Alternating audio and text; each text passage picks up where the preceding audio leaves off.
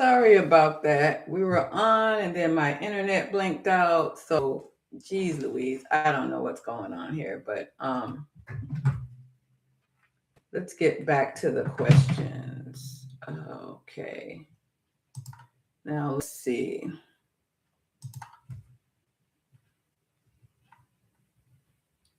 We were talking about common questions that I get for new business owners.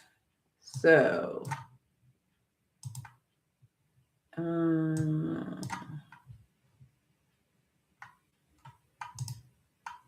okay. Just a second.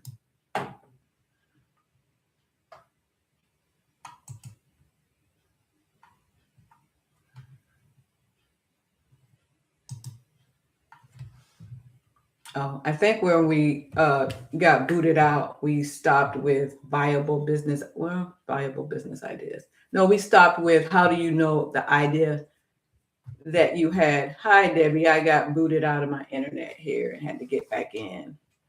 Um, we were talking about how you know if your business idea isn't just something you like, you or your audience likes. So back to the research, back to knowing what your audience actually, the problem that they want solved, knowing what that problem is. Oh yeah, it was on and then it cut off over here, and I'm like, because like one of my screens went out and everything, so I don't know. I just made another one so you could get back in. Yeah. So if you have any questions, pop your questions in the comments and I will answer those because we're really just talking about the struggles that you're keeping new business owners from getting started and making progress. And these are some common questions that I get all the time or from clients or from people that book calls. They are struggling with things like knowing if their business ideas, especially if they have a lot of them, how to figure out if it's which one is the one. And we really do need to do the research. Find what your audience considers to be a problem. Is the problem specific? Is it urgent? That's a good chance that that's going to be a good offer for you. But yeah, that's the start. The shortcut, using a beta group. If you think you've got an idea, run it through a quick short beta group to get started and to get your feedback on that. But there isn't a clear way out of that. You just have to be prepared to go through all the different ideas. I've done that. I've gone through quite a few ideas that I have. You test it. Nothing is a failure. It's just a pivot. You test it. It worked. It didn't work. You launch it. Make an offer. It can't hurt to make the offer and then ask questions. If the people say no, ask why. If they say it's about the money, if money wasn't a point or answer or question, would this be a fit for their problem? And they will tell you. But doing the interviews on the front side and getting that intel from people, to me, is a better solution and a faster, more thorough solution for getting your intel. Another question I get a lot is they're making offers and nobody's enrolling. So that could be a couple of things. What kind of offer did you do the work for your offer? Is it specific? Is it urgent for that audience? And when you invite people to it, do you have the details? I feel like one of the best ways to get into a call with people, especially when you're trying to enroll them in your offer, you can start with your warm audience. It's really hard to do that with your cold audience. You could start with your warm if you have them, but get some intel first. Make sure that you've got at least some information from them. A simple workflow for when you do calls with people. I mean, like you've got your free thing that you give them, that you want to nurture them on your list. Assuming you're doing that, when you get them on your list or they sign up for something, send them a questionnaire. Even if you aren't doing that yet, even if you're just, they're booking a call with you, If they book a call with you, there should be a questionnaire that follows, especially if you intend to enroll them in some type of program from that call. Sure, you're going to get on the call and solve a problem with them, but at the end of that conversation, if you're interested in enrolling them, you should have enough information about them to be able to, tell them how you can help them with that problem. If you go in cold with no information, it's going to be that much tougher. Do you have a questionnaire set up? Debbie, do you have questions about how you enroll clients? Do you book calls with them, or do you have like a hard program, like a physical, not a physical, a coaching program or a course, or do you book calls with people? Starting with booking calls and preparing yourself for that call is key to getting people to say yes to your offer. But even if it's a course or something else, what does that offer solve for your audience? And do you know that your audience even wants that problem solved, or that problem is important to them? I think that's the key that most people miss when they're enrolling. Now, of course, it could be, sales skills too, but most of the time we haven't addressed the basics on the front side before it even gets to that. Because if you're clear with your audience, you are positive, you are addressing a specific and urgent problem that your audience cares about, it should be that much easier for you to address, to have that call with them. It should be that much easier. So Debbie, do you have any questions about getting started in the first 90 days? I'm going to start booking calls. Okay, Debbie says, I'm going to start booking calls. I need to set up my calendar scheduler. Yeah, the scheduler is super simple as far as like a great way, because for one thing, when you have that scheduler, you can put it everywhere. You can put it on your socials platforms. You can put it, if you have a landing page or a website, you can put it there. And if you have a channel, a YouTube channel, you can leave the scheduler in your description and people can book a call there. There's so many different tools that are being thrown at you to get you set up and useful that they're not really needed. You can go really simple at the beginning and just do what you absolutely need to do. A scheduler and a payment source. Those two, especially if you're doing coaching or a service provider, a place for them to get on a call with you, to have the conversation, to enroll, and then a way for them to pay you. Then we can start doing the other stuff after you got those 2 points, because that leads me to the next question people ask: what do you actually need set up to make a sale? A way for them to book a call with you and get in a conversation, and a way for them to pay you.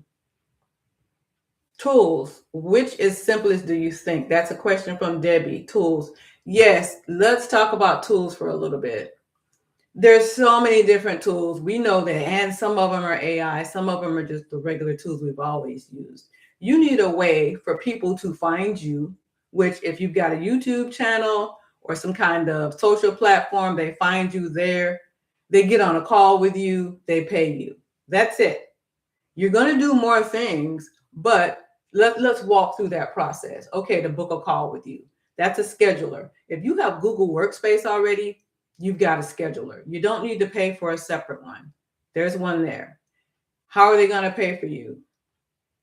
A Stripe link, a payment link. You connect your Stripe account for free and then create a link. You can put that link inside your Google Scheduler. So you can have a paid call that you get on and you solve a problem during that paid call. They pick the button, they pay for the call. It sends them the calendar and they can book their call with you. That's it. That's super simple. You can get started with that. Now, when it comes to deliverables and onboarding, I feel like a project management tool, a simple one for you. Depends. Do you like complicated tools? I like complicated tools, but I have, that's like my history. But we want to have a simple tool like Trello, super basic, will lay everything out, but you can use that tool to manage your business and your clients. Like project management, client number 1, client number 2, all the things you need for their deliverables, all the things you need for the second client's deliverables. Even whether it's coaching or service provider, you can have a simple tool like that to organize yourself. So what have we added up so far? We've got a scheduler. And by the way, if you have Google Workspace, that's a whole business ecosystem for you with the scheduler and the docs and the storage. Another conversation. But right now, we're talking about a scheduler and a way to get paid and a way to organize the business and the clients. Three tools to get started. All these other tools, they're great. And if you can set them up and be running them, but when we're talking about three tools that you can use for free, these are the tools that you can use for free. That's what I started with years ago. When I got started, I started with my tools for free because I didn't know how long it was going to be till I got my first client. So I started with those, and then I started to add on tools as I started to get clients. I did not have a bunch of tools until actually I didn't even start with paid accounts until I started. Like I had more than 5 clients consistently because I didn't want to pay for all these different tools. And then, I mean, granted, I was working, but I wanted to invest my money that I spent on the business on coaching and mentorship. I didn't want to be spending a lot of it on tools. And that could be a goal for you. Save your funds for investing in mentorship and coaching and keep the cost down on the tools. I know it's tempting. It's what is it? Shiny object syndrome, where we see all these bells and whistles. Hey, Ty. 60. Oh, Debbie's membership, sexy after 60, weight loss. Oh my goodness. Yeah. I just start out with the free tools because you want to focus your income. If you're going to spend or invest in your business, invest on learning on that side, because the tools, most of them, they have a freemium version that you can use. That scheduler, now there's some schedulers that they're great when they're free, but then to do the automation, you have to pay. So back it up back to Google Workspace Scheduler. Who is this? Oh, hey, Joy. Thank you, Joy. Yes, I see, Debbie. I see you did. I love it. So using those tools, all these free tools, you can put, and most of them play well together. And if they don't, there's always Zapier, which is a tool that integrates all these tools that are separate, makes them link up together so you can have your automation when you need it, and everything, your systems flow together in automation. So the free tools, Debbie asked for the simplest tools. I vote simple and free at the start. Especially, I would say that first year you're in business. Unless it's something that they don't have a free version and you absolutely need it. Like, I mean, if you have a channel or something, you may need to pay for editing tools. But look for tools that are absolutely free. Maximize using those before you start to invest in a lot of tools. Because I'm pretty sure I look at tools all day. There are enough tools for free that you can be running your business with at least for a year or two. I think I didn't start paying for tools until the end of the second year. And then I started paying for the tools that actually would improve my business by getting us a faster, sassier version. It was mostly, for me, it was about automation. So with most of us at the beginning, you don't need to worry about all that. These tools now, they all play together well. There's very few of them that you're going to need Zapier. And Zapier you can have for free as well. So they have a free version. So another question I got was, I can't see my list anymore. What's my question? Oh, I see. Oh, Debbie, preparing for coaching one-on-one, do you have to pay for Google Workspace? There's a free Google Workspace and the scheduler is free, but there's a paid version. I think that's like $72 a year. The only difference with the paid version is your domain, because if you have your domain and you want to use it for your email, you do have to have a paid account, because you can have a domain for your landing page, but it won't be collecting email. If you want, and you do want to have a business email because you're going to need it for your email marketing tool. Tools can add up. So yes, those tools can add up very quickly. And they're so enticing. I mean, I look at them all day, and I'm like, oh, what do I need that? And no, I don't need that. Neither does my client, because I test a lot of tools for clients.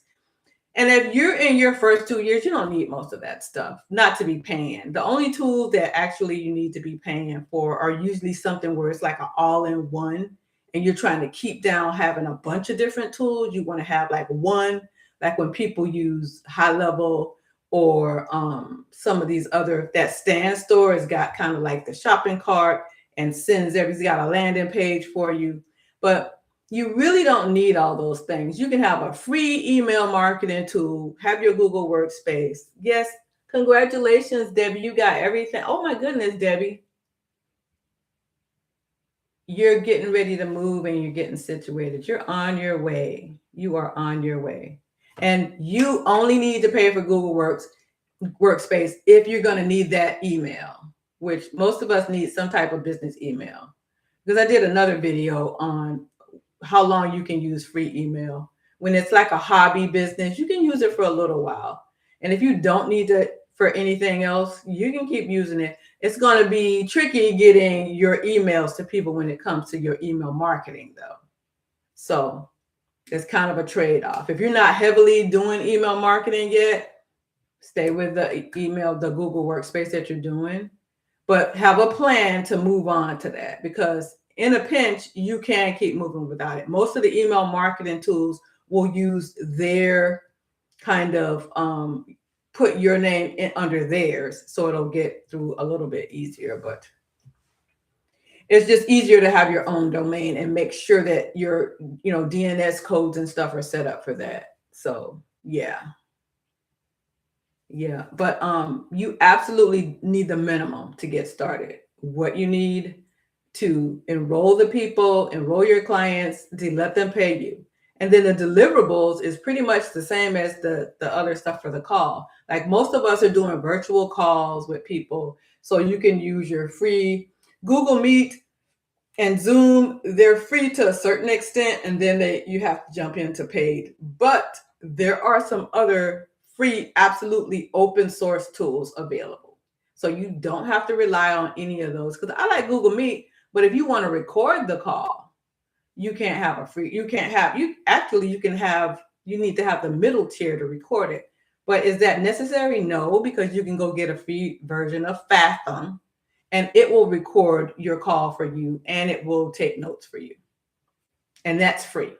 It just doesn't do the AI. That's the paid version means you want to jump up to the AI sassiness, but you don't need that. If you want your calls for your clients to be recorded and there be notes, you can get that with Fathom for free if you happen to get a Google account that does not have recording.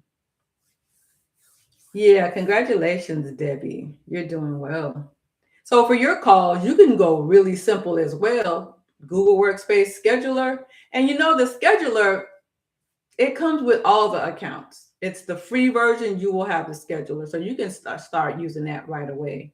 And then set up your Stripe link or whatever payment link and go from there. And then that's it for that. You start your deliverables set up, because if you have the Google Workspace account, you do have storage, you have Docs, you have Excel, you have all those, well, not Excel, but Google Sheets, whatever the generic name is. You have your whole business ecosystem available for you inside of that. Fathom doesn't have a time limit like Zoom, because what you're doing is you use Google, which Google doesn't. Zoom has a tight time limit.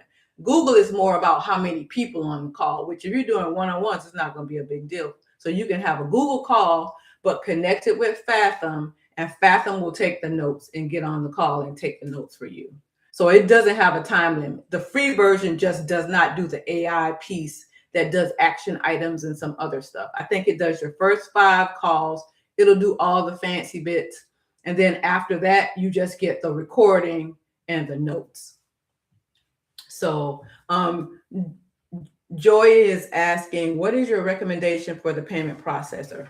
I am partial to Stripe. I hate PayPal. I don't even know if I can say that. Anyway, I don't really use PayPal. Now, if somebody sends me a bill in PayPal, of course, I'm going to pay it that way. But I don't like it from my early days. They were just all over the place. And I've just never really used it. I do like Stripe. I do like Square. My favorite is Stripe.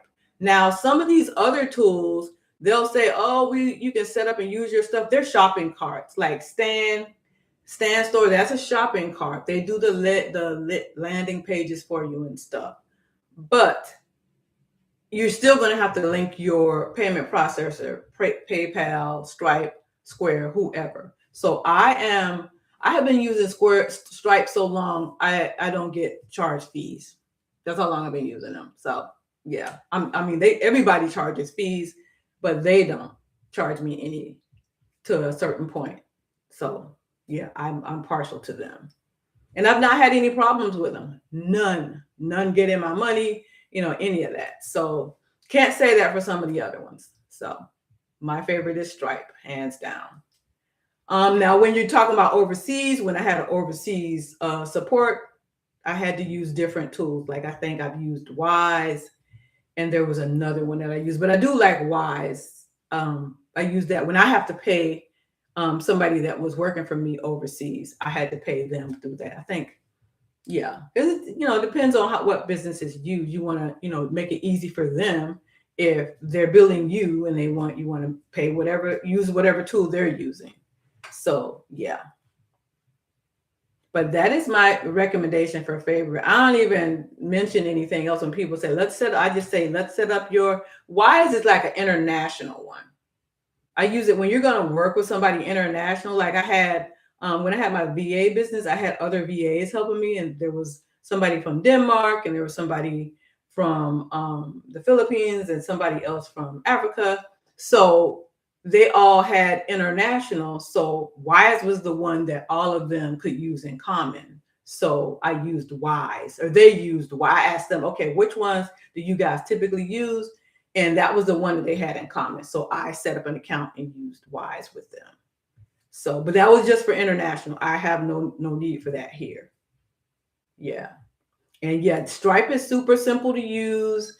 If you want me to make a video one day on that, I'll make a video where you can set up payment links that you just set up the links and send it out. And that link is that. And it just makes it, no, thank you to Joy. It just makes it super simple. You want this whole process to be as simple as possible for you, as simple as possible, because you don't want any friction when it comes to paying. You just had this exciting conversation with your clients or your prospects, and they're ready to go. So don't we want them to go? Send them a link, easy link for them to just click a button and be set up. You can send invoices too with other tools. I've used Wave, but in the end, all these other tools are still going to be set up to Stripe. So I'm like, why just go straight to cut out the middleman and go straight to Stripe at the beginning? You really can just do that. You get fancy with all the other stuff later. If you even need to go that far, you may not even need to do all those other things. So, really, there's a demand for Stripe tutorials? I'm going to have to check that out, because that's one of the easier. Well, it's not. Yeah, no, it is easy. Now, when you're starting a new account, you will have to like test, especially if when you start your new account and it's a big amount, like you just start a Stripe account because somebody's going to pay you $8,000, then they're going to want to run some stuff to make sure you're legit and stuff. But it didn't take that long. None of that. The system to set up was very quick. But that's very interesting. I might have to do some Stripe tutorials, because it's a different process when you have a membership recurring, and then you can have, it's pretty simple and laid back if you have like a coaching, but then you have all the different options that people think only come in these other tools where, like if you have a coaching program, but you have a payment plan, you can do all of that in Stripe, and you can set it up directly in Stripe, not have to set it up in these other tools, and they just pull it that way, because it's going to help you with automation when you use these other tools. But at the beginning, you don't really need all that stuff. You really just need to get things done. And that's what's going to get things done. Straight to Stripe, straight to Google Scheduler. We're done here. So, yeah. So let's talk about Let's talk about offers for a little bit. I had two questions this week. Oh, you know what? I'm gonna step back from that. I had two questions this week, earlier this week, about what to do when you realize what you are offering, you can't handle it. That was a really good question I had. A client said, "You know what? We just started on this. I see that I can't handle this.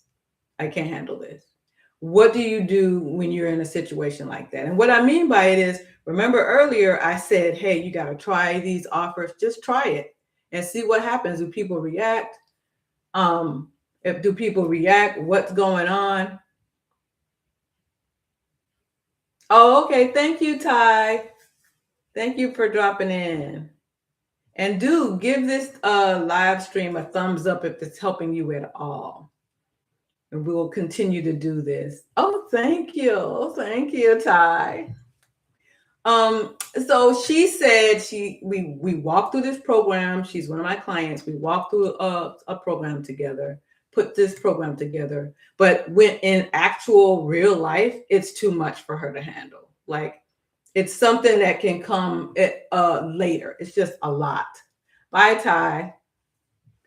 It was just a lot. What do you do when you start some kind of program or offer?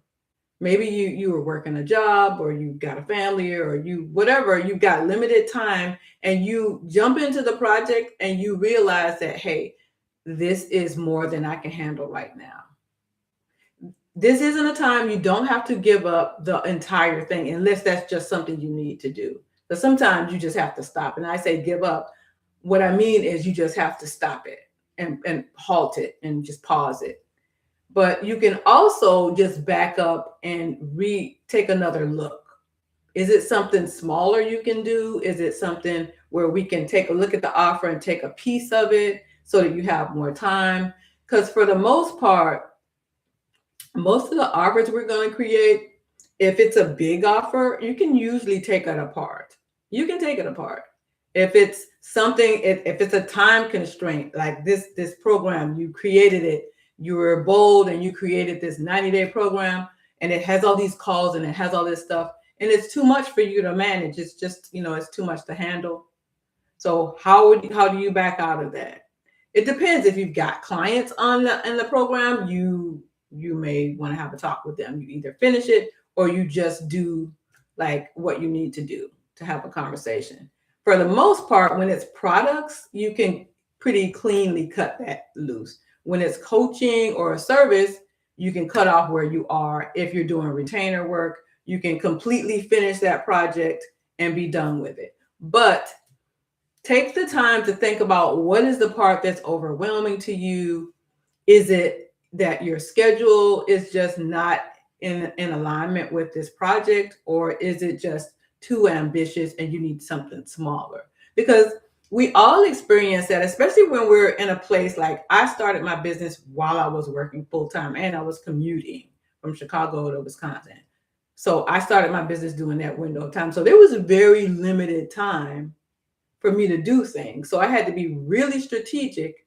So that might be something to investigate. How else can I, move my time around? And if you come to the conclusion that there's nothing else to move around, then there's just a matter of you having a talk having a discussion with your clients, depending on what kind of offer it is. Because, if it's a product, you can just say, hey, we're not doing this product anymore. But with coaching, service, you'll have to wrap up what you've already started and go from there. And you could always shrink down to something smaller too. A lot of times we have this big ambitious thing because we think it needs to be big and boisterous because of our price point. When in the end, it really just needs to give them the best outcome that they want, that they desire. Can that outcome come faster? I learned that the year after I left my job to go full-time in my business. I realized that you don't have to have a bigger or longer program to charge more. You really just have to have a fantastic outcome that client wants. And can you give it to them quickly? They'll be more happy if you can get it quickly. I mean, it takes more time, it takes more time, but the faster you can get it to them, the more happy they're going to be. So think about your offers in those terms. Can I get this to this client faster? Maybe I can, maybe I can't. But just do some inner soul searching before you just totally squash it, because there may come some opportunities may show up that, like, hey, yes, I can drop this down to, I'm just going to create a workshop, a live workshop that I'll host in two pieces, and they come in this piece and they come in that piece. I mean, if they have two different dates to attend, maybe it's just looking at that. Sometimes it could be you just get supported by somebody else if you know somebody that you can team up with. Sometimes it could be something like that. Personally, that's way more complicated than it's worth. But for new people that have not been in business, I wouldn't advise that. But if you've got that option to not just give up on it, if you know that this is going to solve problems, your audience is waiting for this, figure out a way to give a smaller version of it, or maybe a more tightly compacted, contained version. Because quitting, you don't have to quit if it's not necessary. It's really just about pivot. How can I change this offer so it's more desirable to my clients, but it's also more desirable to me in a timeline that I can actually handle? So that's a question that we addressed. And it can be done. You just have to take some time to think through it and see what the options are going to suit your clients, especially if you have some. Of course, if you have no clients in this offer, you have the one that you realize it's too much, finish that one out and then just pivot to a different offer. Take a little break and pivot to a different offer. Not too long a break, but pivot to a different offer. So does anybody have any questions about startup, about tools, about strategy, about anything around starting and growing your business? Debbie, Joy, you have questions?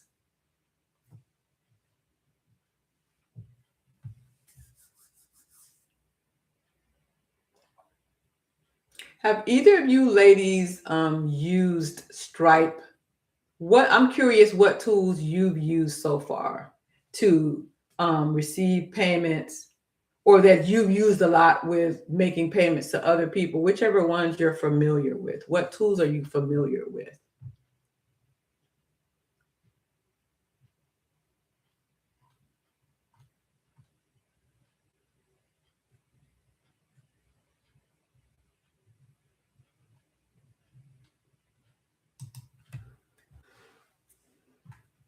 I was really curious because I thought, everybody used, Invoice with Link, but that uses Stripe. Yeah, all these tools, most of them use, in the end, they go back to Stripe. Like they put themselves out there as a platform to use to do whatever.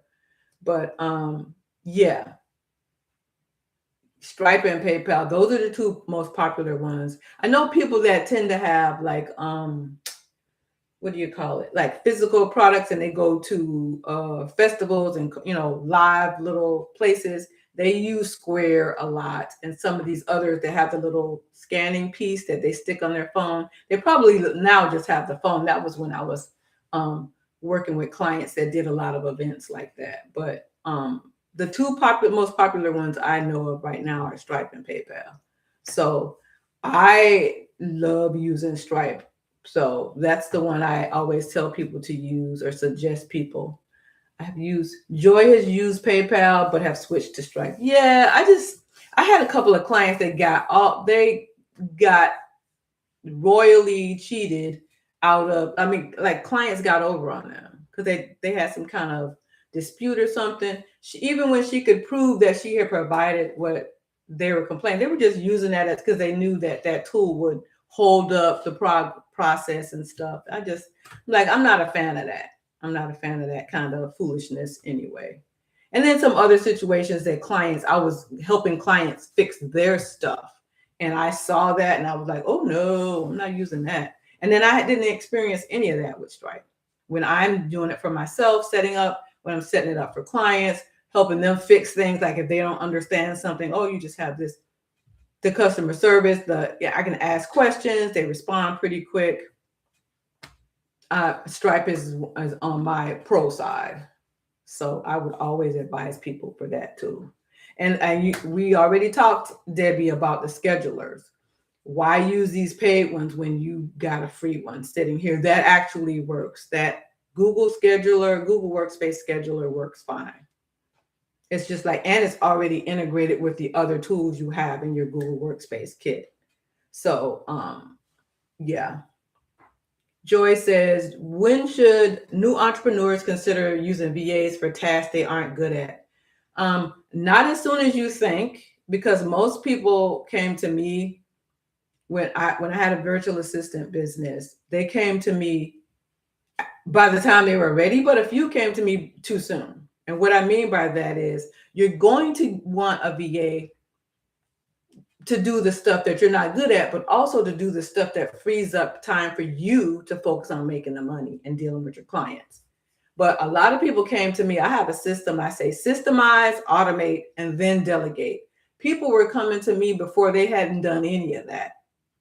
And the worst thing you can think of is to have chaos and bring another person into it, unless you're hiring them to fix the chaos. And what I mean by that, when I got paid to create systems for somebody that did not have any, okay, that's when you hire a VA for that. But if you're hiring a VA to manage your back office systems and take care of your client onboarding, but you have no systems in place, that the VA is going to be like, well, what do you want me to do? How do you want me to handle your clients? They're looking for systems. They're looking for a process that they're going to follow for you, unless you've hired them to create those processes. So, but most of the time they're not hiring us. They don't want us for that. They want us to, hey, can you, take care of my client base and onboard them for blah, blah, blah, and do this over here. And I'm like, what's the process for onboarding? Oh, I don't know. Just when they pay, just look and see. No. So the best time to do that, with all that said, the best time to hire a VA is if you don't have systems and you want her to create them for you, or once you've systemized everything in your business, you've automated everything that can be automated, and now all that's left is to delegate things off your plate onto the VA's plate. So that would be my idea about when you hire a VA. Because I know a lot of people, they're overwhelmed because they have jobs and other things, but they want to just pass it off when they have no organization or process to pass off to the VA, unless you're specifically going to hire her just for that. And then she can probably take over after you've hired her for that and then take over. But most people don't come to VAs like that. That's not the approach they take, which it should be, but that's not the one they take. Does that answer your question, Joy? I'm hoping it does. Because I could list all the different tasks. Your VAs can do just about anything that you need. Yeah, they can do anything you need. And I actually started out pretty well doing the systems part, because most of them, once I identified to them that, by the way, you can't get support when you got all this going on and you have no process. I could set that up for you, and then I could help you get some support for that particular thing. Or either it ended up being me supporting them, or they did, if it was some work I didn't do, then I could send them to somebody else that would do that particular work. So yeah. And most people can do a lot without a VA, especially with the AI, but not the way they think. Oh, you're welcome, Debbie. I'm looking forward to seeing some more of your videos. You have a great weekend as well, Debbie. Thanks for coming. Thank you, Debbie. Yeah, I think VAs are going to be a really boon to businesses, because the VA, like, I don't think AI is taking as much off people's plate as people think. I don't see it that way, but I do think it will help your VAs do better work for you if you choose to get one or use one. It'll help her help you better as far as that goes. But I think you can go a lot longer before you need some support. Yeah, those tools. Get your scheduler set up and get your Stripe set up, because that's really all you need once you're ready to have those calls and get them and get them paid, especially if you're going to have a paid call. Now, if you're going to have them in your program, that's what the Stripe link will be for. And let me know how that works out for you, Debbie. You know, we're over in HMU. You can bring your questions over there as well. So, Joy, do you have any questions? I think I'm ready to wrap up now, unless you have some questions.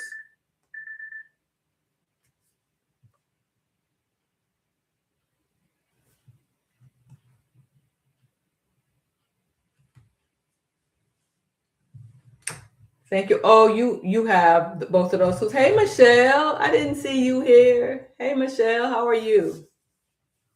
Yeah, I like those tools. I like the scheduler, the link. That's super simple. You don't need complicated tools. I know, especially when we're just starting. I advocate for keep it simple. None of the fancy stuff.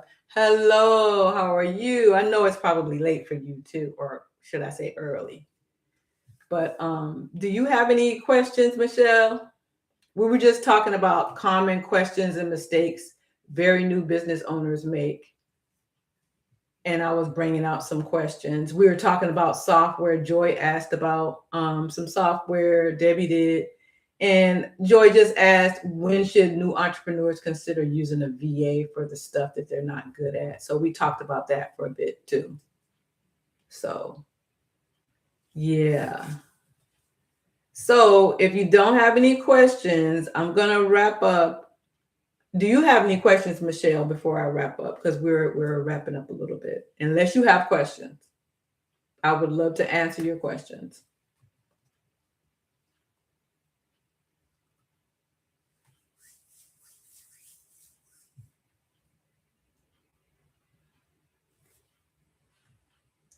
I think that's it. Okay, well, that's it today. Join me next Friday. We will have more questions. I'm going to be focusing on what you do the first 90 days in your business, and any questions you have, bring them over here. You're so welcome, Joy. Thank you. Thank you. Thank you. Thank you. And hi, Michelle. I hope I see you soon. Bye, ladies.